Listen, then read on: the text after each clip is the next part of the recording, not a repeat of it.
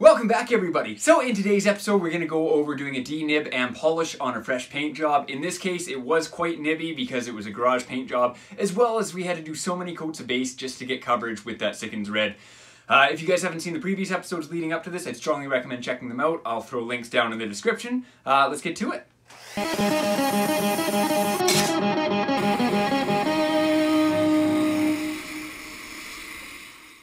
So it's next morning here, guys. Back out in the garage, feeling a little more awake now. As you can see, we're still nice and glossy. There's a tiny bit of dye back down where we had all our base, just a tiny bit. I'm not going to polish anything until tomorrow. I just came out to get things unmasked.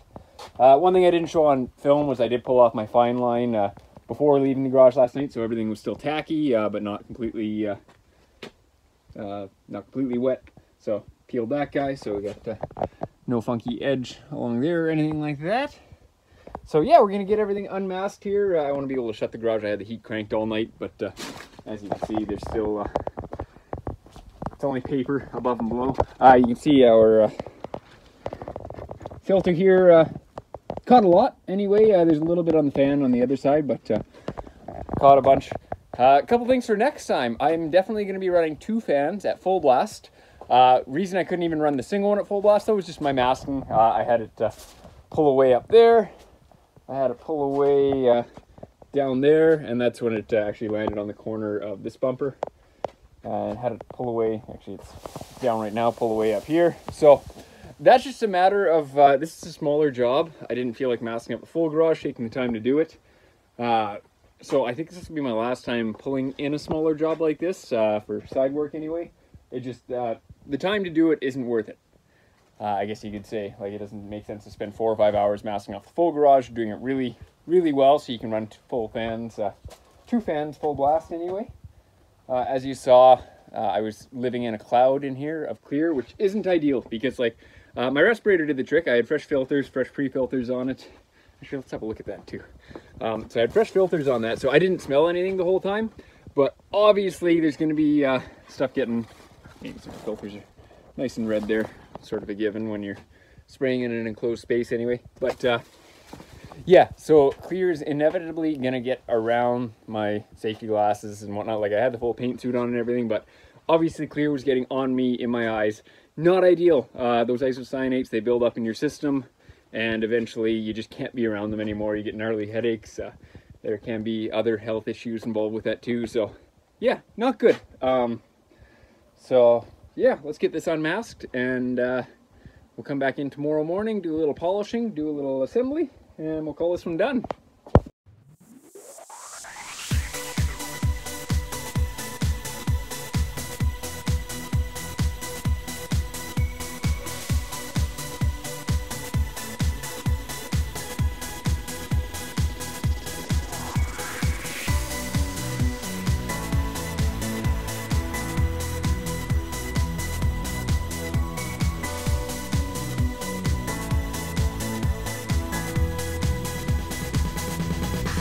One thing that did seem to work quite well was our filtration system here. So as you can see, this didn't catch 100% of everything, but like there's only a little bit of red on my blades, and that's kind of hard to tell here, but there's not a ton of red on our fan itself. So like that actually did quite a good job of catching some of the overspray, obviously not all of it, but I'm happy with that. I think running 2 fans like that and not having poly falling off the walls while I'm spraying would do quite a bit more than just the one did last night. So yeah, something for next time.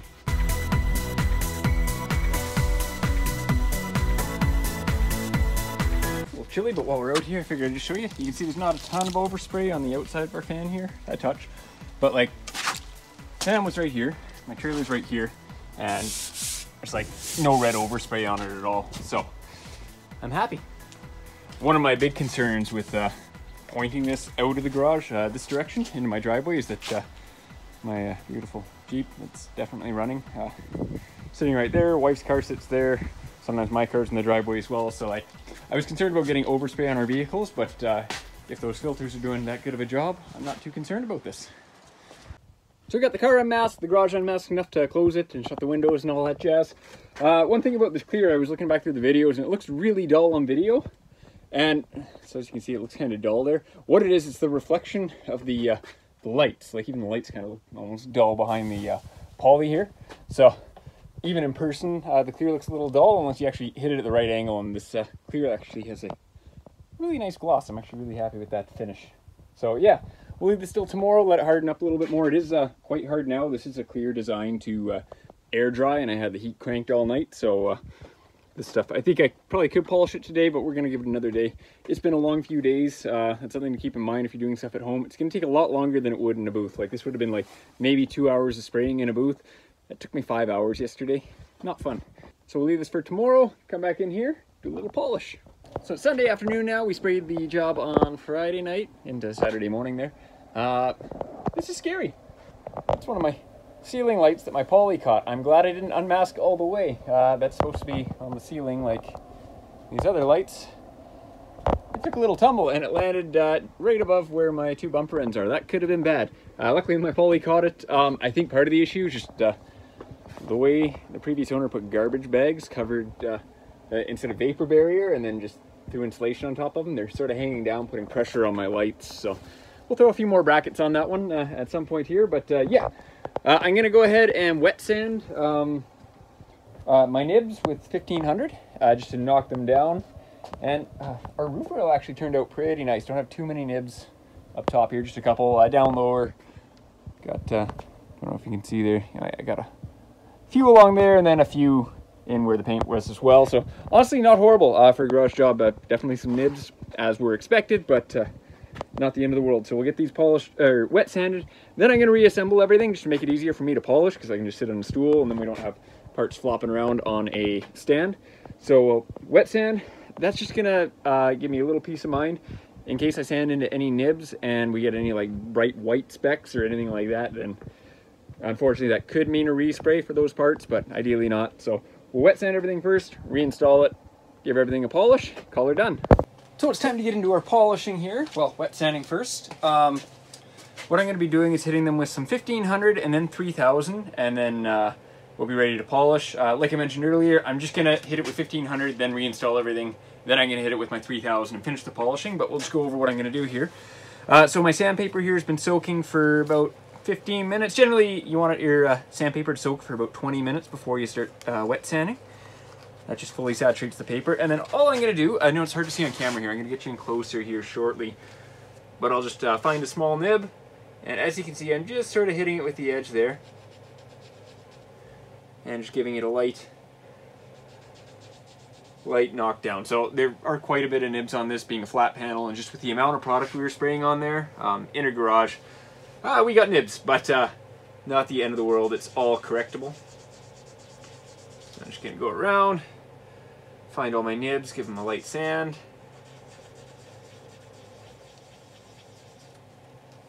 My clear to still feel a touch soft, but it's not too much getting around that. I want to get this back to my neighbor, not have to bring it back to my garage here.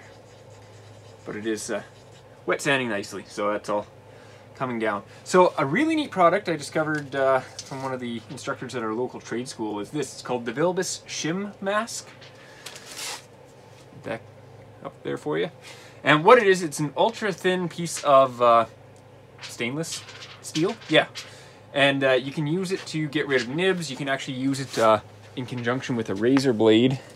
Like if you have a small run, you can like put this over your run and actually like shave off the run. It can be a little dicey, but if you get some good practice with it, it does work really well. In this case, I really like it for using on big nuggets, and we have a prime one on this panel. Let me see if I can find it a good angle here for you guys to see it.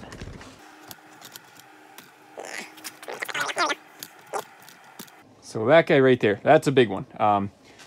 It's hard to see, but there's actually an indentation around the clear going in.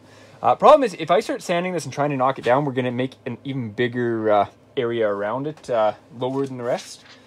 Which the idea when you're wet sanding like this is to make everything sort of flow into the original orange peel and look natural. So what I'm going to do is just put my shim mask over it there, and we got our nib in there. Oh, wow, can't see anything on the camera now with that reflecting off it. There we go, you can kind of see it. So we got our nib in there. And I like to keep dunking my sandpaper, keeping it clean. And then we can just wet sand around like this. So most of the sanding is just hitting our shim mask there, but we are also knocking the head off of that nib to bring it down flush to everything else around it. Do be careful with these shim masks though, they are like a razor blade on the edges. I have sliced myself a couple times with them.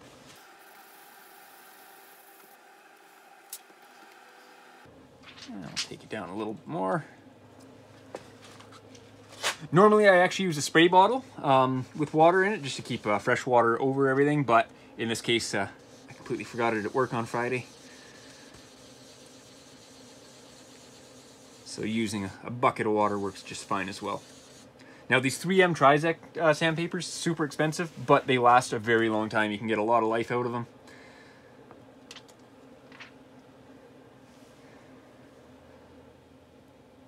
All right, just a little bit of texture there. So I've knocked the head off it now, so I'm going to stop using my shim mask. I'll just go over it again here.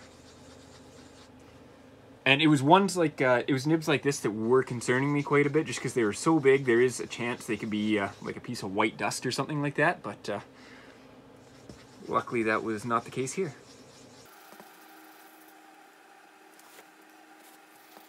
And the fact that we do have 3 coats of clear on there gives us lots of material to polish. So we're not too concerned, especially on a flat surface like this, not too concerned about burning through it all.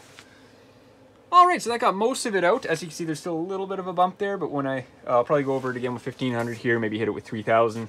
Well, we'll definitely hit it with 3000, but yeah, we're good for now. We'll continue along. There's a lot of nibs on this piece in particular. It's definitely going to be a good deal of polishing here, but again, it's a garage job, sort of expected, and it'll all turn out nice when we're done. So I'm just going to throw you guys on a time lapse so I can turn some music on in my ears, and we'll go from there.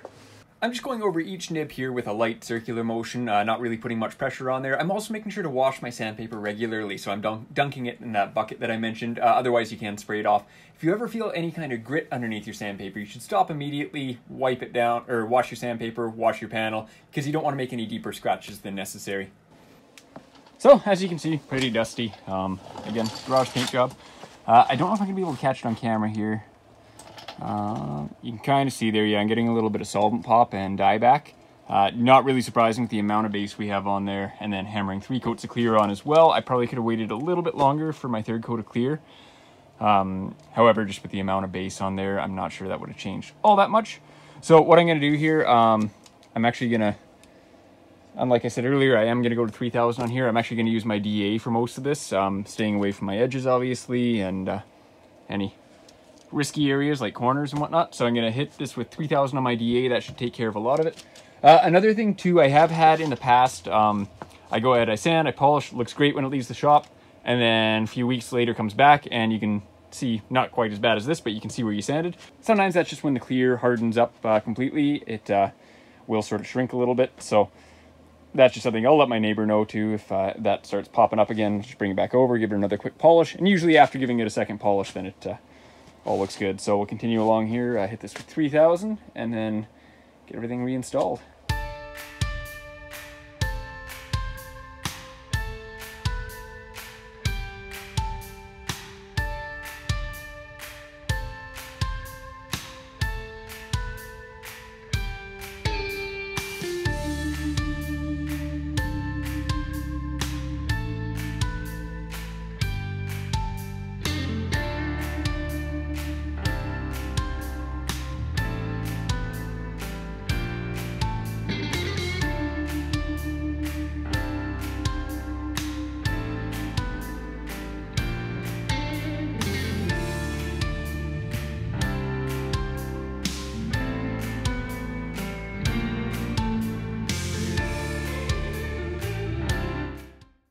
Alright guys, so I've got the other bumper cap sanded now. Everything's more or less ready to polish, so we're going to throw everything back together. Before we do that though, we're going to throw some cavity wax in behind this panel. Because as we were pulling there, welding on it, it's obviously going to burn the factory E-coat on the inside. So we obviously can't paint in behind there, so what you use is a cavity wax like this. So you can get a set of 3 wands like this from 3M for the cavity wax. And so it looks like we got one here, the shortest one.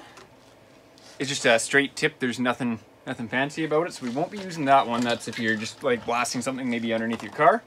However, the two longer tips, so we got one that's almost a meter long, and then we'll use this medium-sized guy for this one. It's actually got a funky nozzle on the end there. I don't know if that's going to focus or not for you. But that nozzle is going to send it out sideways, so I've already given the can a good shake. Give it another one just for good measure.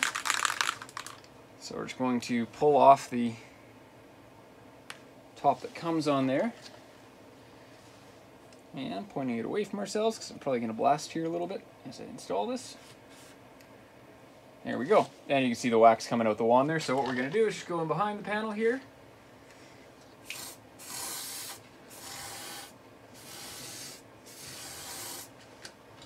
And just give everything a good coating.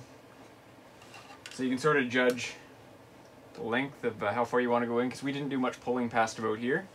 So I'll probably go in about that far and sort of work my way back.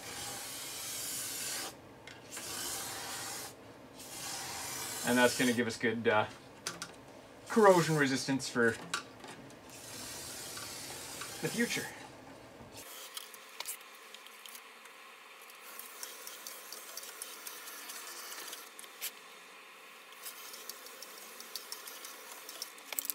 So I coated it really liberally in there. You can see it's actually kind of flowing out of these holes here, which isn't a bad thing. So we'll go ahead and now we can reinstall everything. So remember to do this before you put your parts back on. I've done that before and had to like take a door back apart, spray the inside. Not fun. So yeah, let's start assembling things. I'm just going to throw you guys in a time lapse. I don't think you need to see too much about the reassembly. It's not all that complicated, and it's going to vary from vehicle to vehicle. Anyway, let's get to it. And one more thing before we do get into reassembling things. If you're curious why we do that right now, like after we painted everything and not right after we did the body work, here's why. You can see those little specks of where the cavity wax landed on here, right in there. That's a nice fisheye waiting to happen if you were to spray that before painting and if you didn't wipe everything off. So it removes the potential for contaminants getting in your paint and causing issues there. So yeah, let's put things back together now. Alright guys, with most of our assembly done, we're going to get into our polishing here. As you can see, I've masked my edges. That's for two reasons. One, to keep the polish out of there, just because it's a pain to clean out. And then two, these are textured plastic parts, so we don't want to be hitting that with the polisher. It can damage them and cause inconsistencies in them. So I'm going to be using the 3M Perfected polish system. Okay, I know I have two stage 2 bottles here, but this is actually stage 1 in that bottle. It's just easier to pour out of this than my gallon jug that I bought. So yeah, the way I like to do it, I like to do an initial cut with a wool pad. It's just a little more aggressive, cuts a little quicker. Then I go over that with the stage 1 real quick, and then the stage 2. It is a 3-stage polish system. I find the 3rd stage is only really necessary if you're hitting dark colors or black. In that case, it's a lot more easy to see swirls and whatnot for something like this, where it is a dark-ish color, but not super dark. 2 stages more than fine. And then we'll be cleaning up with a fresh microfiber towel that I have on hand somewhere here. When using a small polisher like this, I work in a small sort of foot-by-foot section, if that. So we just got some polish in there. We're just going to work it into our pad. Get the pad primed. You'll notice I'm wearing gloves again. That's because there are solvents in polish, so best to keep it off the skin when you can. Alright, with our pad prime, we'll throw a little more on here. Beautiful. And then this. I just like to work it on there just so it doesn't spray everywhere initially. So then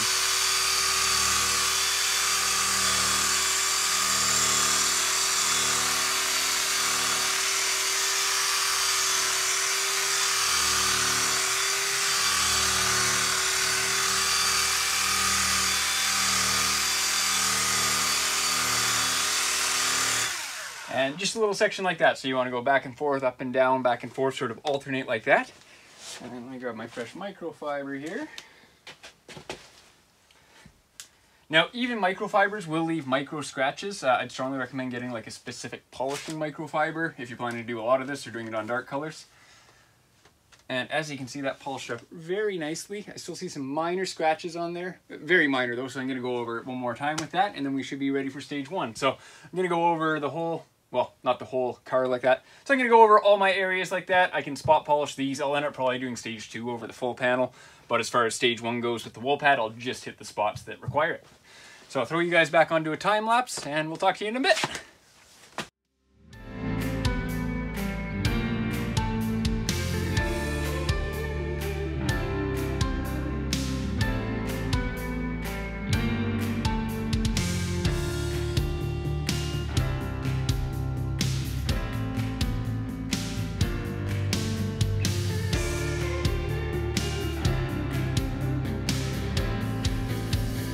So we're done our initial cut there with the wool pad, and she's already looking way better. However, as you can see, that wool pad leaves it very, very, very swirly. So you'll always have to go beyond using a wool pad. That's just for an initial cut.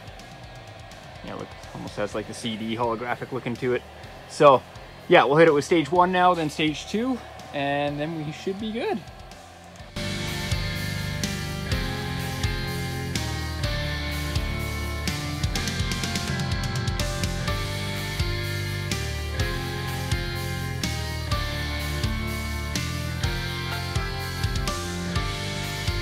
So I'm still running a time lapse on the other camera here. However, I just wanted to show you guys something real quick. So I am polishing into the door here now with stage 1, and my reason for that is that the door, you can see up here, actually was quite faded. Not so much faded, but just years of being a daily driven car, seeing car washes and all that jazz. And then right here we have a little bit of overspray. Now our stage 1's going to take that right off, so we're not too concerned. And we have one other little spot of overspray just on the windshield here, so just a little bit snuck past my masking. However, I'll just knock that off with some razor blades and then we'll be good to go.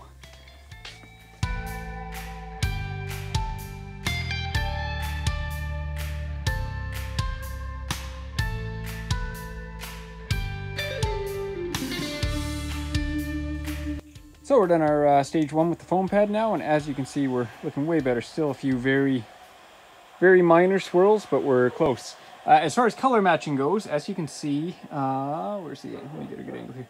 We're a tad bit more orange, ever so slight. Something you're not really gonna see out in the sunlight. I think we're more than close enough for this repair on this vehicle. I'd be happy if that were my own vehicle. Again, like without the light on there, you don't see anything at all, and we do have lots of light going on in the garage here.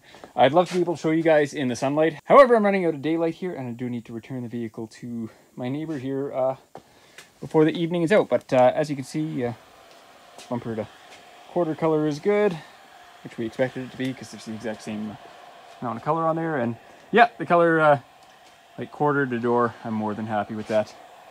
So we'll continue with our polishing here. Almost done, just stage 2 now. I haven't been showing you guys on camera anyway, but I have been polishing this side as well. And our color here is also looking good.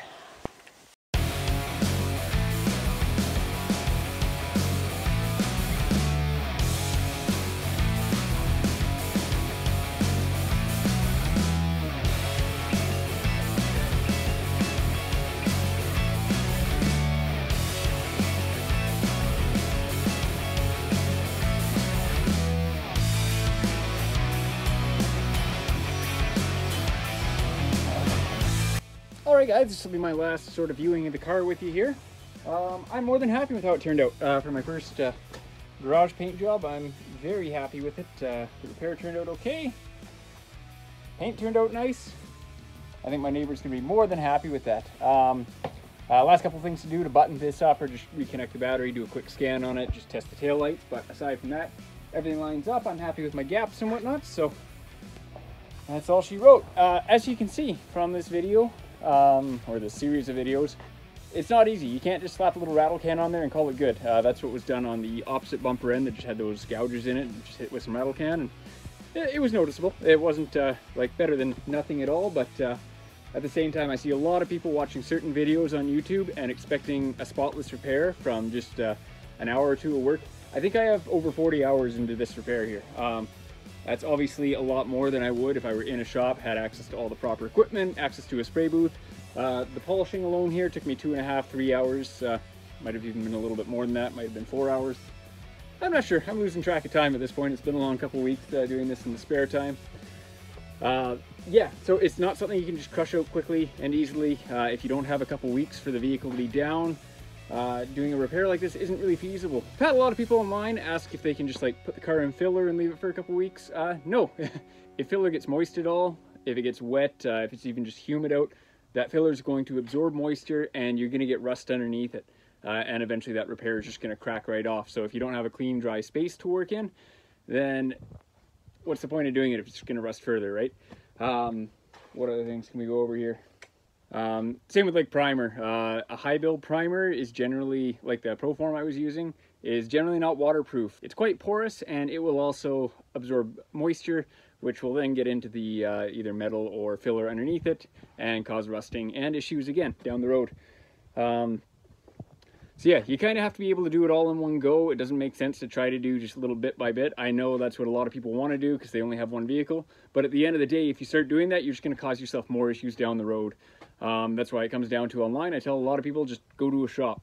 And people don't want to hear that because it's expensive. But in my next video, we're going to get into how much it cost me to do this job. It wasn't cheap. What I had to pay for materials is roughly what I was paid for the job entirely. Granted, I have a lot of materials left over for future use. However, there's a lot of things like that gallon of clear that I used. That guy. For that gallon of clear and the 1 quart of hardener, it was almost $300, and that's a 2-to-1 mix ratio. So if I want to use more of that clear, if I run out of that hardener, I do need to buy another quart of that hardener for $100, give or take, in order to use the rest of that gallon of clear. So yeah, a lot of things you can't get away with on cheaping out. As you saw, I was using a welding machine, I was using a dent puller, a lot of stuff going on. So we'll get into that in another video. I'll just cost everything out, what it actually cost me to do the job, what materials I actually used, because obviously I didn't use everything. So we'll get into that. If you guys enjoyed this video, this series of videos, please hit that subscribe button and like this video. It helps me out a lot, lets me keep producing more videos like this. I want to be able to help you guys out. I know I sound pretty against doing things on your own at home. It's more so I just want people to understand what goes into it. If you don't understand what you're getting into, you're just going to cause a lot of headaches for yourself. So just be aware, educate yourself, do a lot of reading on your products that you want to use. Thanks again, guys. Have a fantastic day. We'll see you next time.